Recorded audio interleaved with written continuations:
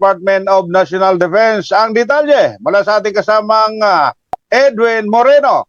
Suportado ng Department of National Defense sa programa sa mga mag-aaral kabilang ang Mandatory Reserve Officers Training Corps ROTC program ng Department of Education at Commission on Higher Education.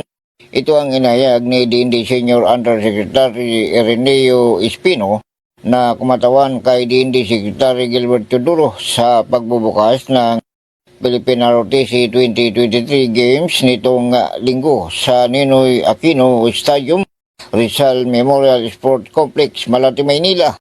Dito'y binigyang diin ni Yusik Espino ang kahalagahan ng mandatory ROTC program sa individual na pagunlad ng mga estudyante at pagbibigay sa kanila ng pagkakataon na maging aktibo sa national building. Ang palaro na may timang tibay at galing pagyamanin, suportado palarong ROTC natin ay nilahukan ng mga ROTC cadet mula sa iba't ibang kolehiyo at universidad na magpapaligsahan sa larong basketball, volleyball, arnis, boxing, kickboxing, athletics at e-games.